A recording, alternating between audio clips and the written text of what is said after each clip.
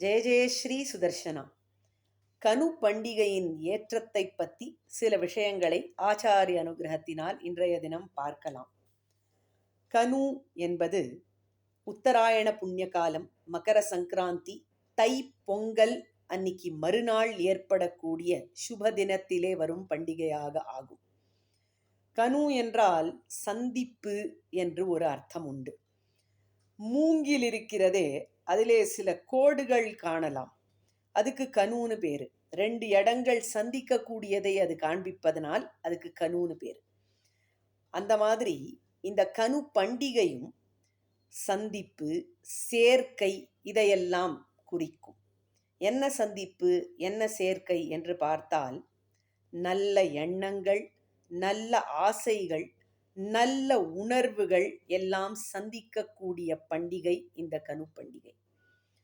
சகோதரர்கள் சகோதரிகள் உன்னதமாக ஒருவருக்கொருவர் ஆசைப்படக்கூடிய நன்மையை குறிக்கும் பண்டிகை கனு பண்டிகை. சகோதரர்கள் எல்லோரும் சகோதரிகள் நன்று வாழ வேண்டும் என்று பிரார்த்திக்கக்கூடிய தினம் இது. சகோதரிகள் சகோதரர்களுடைய நீண்ட ஆயுளுக்கும் மங்களத்துக்கும் பிரார்த்திக்கக்கூடிய தினம் கனுவாகும். சகோதரிகள் எல்லோரும் இந்த நன்னாளிலே கனுப்பிடி வைப்பது என்கிற ஒரு வழக்கத்தை வைத்து கொண்டிருக்கிறார்கள். கனுப்பிடி வைப்பதென்றால் என்ன? கனுப்பிடி வைப்பதற்கு ஏற்பாட்டை முதல் நாளே செய்து வைக்க வேண்டும். பொங்கல் அன்னிக்கு சில சித்திரான்னங்களையெல்லாம் தயார் பண்ணி கொள்ள வேண்டும். மஞ்சள் வர்ணத்திலே அன்னம், சிகப்பு வர்ணத்திலே அன்னம், வெள்ளை நிறத்திலே அன்னம், இவைகளையெல்லாம் தயார் செய்து வைத்து கொள்ள வேண்டும். அதே போல பொங்கல் அன்னிக்கு சக்கர பொங்கல் பண்ணி எம்பெருமானுக்கு நிவேதனம் பண்ணியிருப்போம், அதையும் பாக்கி வைத்து கொள்ள வேண்டும். சில கிரகங்களிலே பொங்கல் அன்னிக்கு அவியல் செய்வது வழக்கம். அப்படி இருந்தால் அந்த அவியலிலேயும் சில பகுதியை பாக்கி வைத்திருக்க வேண்டும். இதெல்லாம் கனு அன்னிக்கு முன்னாடி நாள் ராத்திரி ஏற்பாடு செய்து வைத்து கொள்ள வேண்டும். கனு அன்னிக்கு கார்த்தால நல்ல நேரம் பார்த்து எந்த ஆகாரமும் உட்கொள்ளாமல் பெண்கள் எல்லோரும் கனு பிடி வைக்க செல்ல வேண்டும். எங்க போய் பிடி வைக்கிறது அப்படின்னு பார்த்தா, அந்த காலத்திலே இது ஒரு சமூக உற்சவமாக பண்ணி கொண்டிருந்தார்கள். ஒரு கிராமத்தில் ஒரு ஆறோ குளமோ இருக்கும். அந்த ஆத்தங்கரையிலையோ குளத்தங்கரையிலையோ போய் ஊர் பொம்மநாட்டிகள் எல்லோரும் சேர்ந்து கனுப்பிடி வைப்பார்கள்.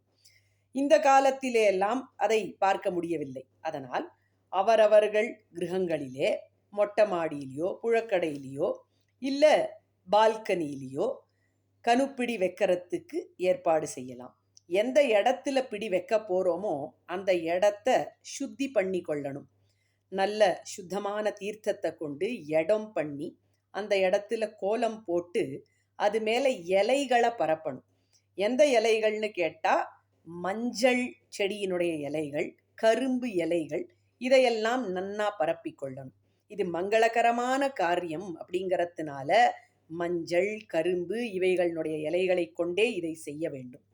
இப்படி இலைகளை பரப்பிவிட்டு இந்த சித்திரான்னங்களை எல்லாம் கொண்டு வந்திருக்கோமே, அவைகளை பிடிப்பிடியாக எடுத்து வைக்க வேண்டும்.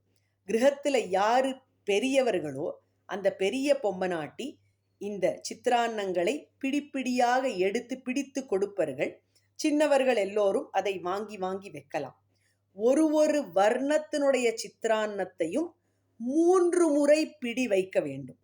இந்த பிடியை வைக்கும் பொழுது பிரசித்தமாக சில வச்சனங்கள்லாம் சொல்றது வழக்கம்.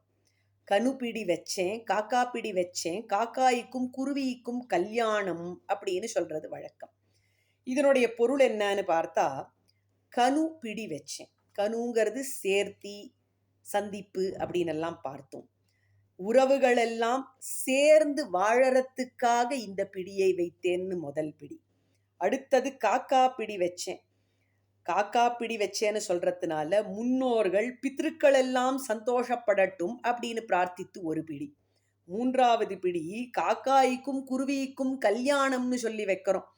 காக்கா குருவி அந்த மாதிரி மற்ற ஜந்துக்கள் எல்லோரும் வாழ்ந்து மங்களகரமாக இருக்க வேண்டும் அப்படின்னு பொதுநல பிரார்த்தனை இந்த இடத்துல கல்யாணம்னா விவாகம்னு அர்த்தம் இல்லை, மங்களம்னு அர்த்தம். உலகமே வாழ்ச்சி பெற வேண்டும், எல்லோரும் கூடியிருந்து குளிர வேண்டும் அப்படிங்கிறதுக்காக உன்னதமாய் பிடி வைக்கக்கூடிய வழக்கத்தை பெரியோர்கள் வைத்திருக்கிறார்கள். இதை மனதிலே கொண்டு வைக்க வேண்டும். சில கிரகங்களிலே இன்னொரு வச்சனமும் சொல்லுவார்கள். பிறந்தகம் பொங்கி வாழ புக்ககம் பெருகி வாழ பிடி வைத்தேன் என்று சொல்லுவார்கள். பிறந்தகமும் புக்ககமும் நல்ல வாழ்ச்சி பெற்று சுபமாக விளங்க வேண்டும் என்று பெண்கள் ஸ்ரத்தையாக பிரார்த்தனை செய்தார்களானால் எம்பெருமானும் பிராட்டியும் நிச்சயம் அனுகிரகிப்பார்கள். அந்த பிரார்த்தனையை கொண்டே பிடி வைப்பது என்பதும் வழக்கத்திலே இருக்கிறது. இது கனு பிடி வைப்பது. பிடி வச்சு முடிச்ச பிறகு அந்த இடத்த நீர் சுத்தணும், சுத்தமான நீரை கொண்டு அப்படி சுத்தி விட்டுட்டு பிரதட்சணமா வந்து எம்பெருமானியும் பிராட்டியையும் நினைச்சு அந்த இடத்துல சேவிச்சுட்டு திரும்பி கிரகத்துக்கு வரணும். கிரகத்துக்கு வரும்பொழுது ஆர்த்தி எடுக்கிறது வழக்கம். இந்த ஆர்த்தியை முன்னாடியே கரைச்சி வச்சுட்டு போகலாம். பிடி வைக்கிறதுக்கு போறதுக்கு முன்னாடியே ஆர்த்தியை கரைச்சி வச்சு ஏற்பாடு பண்ணி வச்சுட்டு போகலாம். திரும்பி வரும்பொழுது பெரியவர்கள் ஆர்த்தி எடுத்து சின்னவர்களை வரவேற்பார்கள். எல்லோரும் கிரகத்துக்குள்ளே மங்களமாக செல்லலாம். இதற்கு பிறகு கனு அன்னிக்கு என்ன தளிகை பண்ண வேண்டும் என்பதும் சுவாரஸ்யம். பொதுவாக கனு கூட்டு என்று ஒன்று பண்ணுவார்கள். அது என்ன என்று கேட்டால், ஆகார நியமத்தில் என்ன என்ன காய்கறிகளை எல்லாம் அனுமதிக்கப்பட்டிருக்கோ அவைகளை எல்லாத்தையும் கொண்டு ஒரு கூட்டை செய்ய வேண்டும்.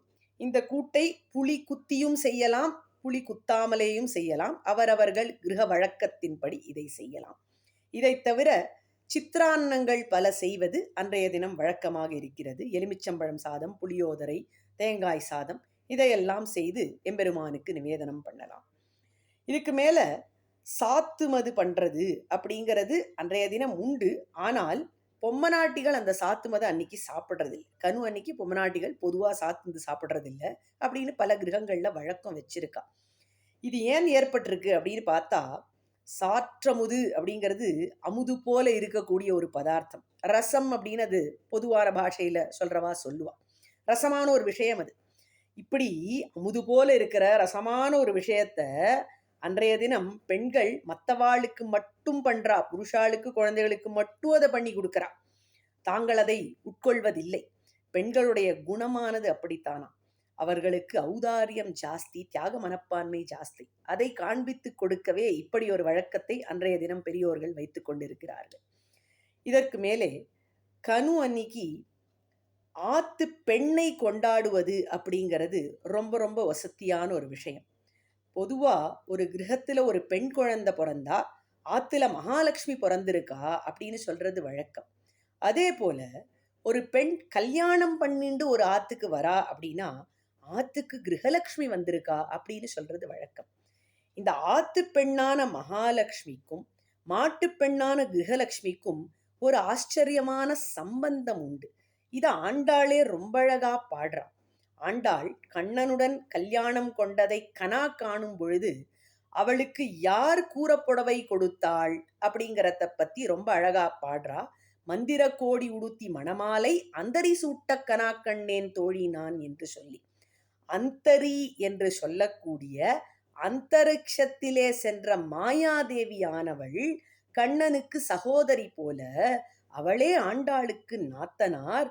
அவள்தான் மந்திர கோடின்னு சொல்லக்கூடிய கூறப்புடவையையும் மணமாலையையும் ஆண்டாளுக்கு சூட்டினாளாம். இதிலிருந்து என்ன தெரிகிறதுன்னு பார்த்தா, வீட்டு பெண்ணானவள் வரக்கூடிய மகாலட்சுமியை கொண்டாடி அன்புடன் அவளுக்கு பரிசு கொடுத்து வரவேற்கிறாள். அதே போல வந்த இந்த கிரகலட்சுமியும் ஆத்து மகாலட்சுமியை ஆயுசுக்கும் கொண்டாட வேண்டும். அப்படி கொண்டாடக்கூடிய ஒரு நாள்தான் இந்த கனு என்கிற நன்னாள். இந்த கனு தினத்தன்று ஆத்து பெண்ணை முடிந்தால் ஆத்துக்கு வரவழைத்து அவளுக்கு சாப்பாடு போட்டு வெத்தலைப்பாக்கு கொடுக்கறது, கனு சீர் கொடுக்கறது என்பது ரொம்ப ரொம்ப வசதியான ஒன்று. கனு சீர் கொடுக்கறது அப்படிங்கிறது சகோதரர்கள் சகோதரிகளினுடைய ஆசைகளை நிறைவேற்றரா மாதிரி என்று பெரியோர்கள் சொல்லுவார்கள். எப்படி அன்றைய தினம் சுவாமி ராமானுஜர் ஆண்டாள் ஆசைப்பட்ட 100 தடா வெண்ணையையும் 100 தடா அக்கார வடிசலையும் மாலிருஞ்சோலை நம்பிக்கு சமர்ப்பித்தாரோ அந்த மாதிரி அவர் அப்படி சமர்ப்பித்து வந்த பிறகு ஆண்டாள் ராமானுஜரை பார்த்து கோயில் அண்ணரே வாரும் என்று கொண்டாடினாளாம். அந்த மாதிரி சீர் கொடுப்பது என்பது சகோதரிகளுடைய ஆசைகளை நிறைவேற்றும் ஒரு வழக்கு. சகோதரிகளும் ஆசையுடன் அந்த சகோதரர்களுடைய நல்வாழ்வுக்காக பிரார்த்தித்து கொண்டு அவர்களுடைய நன்மையையே நாடக்கூடிய தினமும் இந்த கனு நன்னாளாக அமையும். இதற்கு மேலே இந்த நன்னாளன்று எல்லோரும் வாழ்ந்து போக வேண்டும், பொதுநலமாக எல்லோரும் விளங்க வேண்டும் என்கிற பிரார்த்தனைகளும் இருக்கிறது என்பதை பார்த்தோம். ஆக கனு என்கிற கல்யாணமான நன்னாளிலே கூடியிருந்து குளிர்வோம். ஜெய ஜெய ஸ்ரீ சுதர்சன.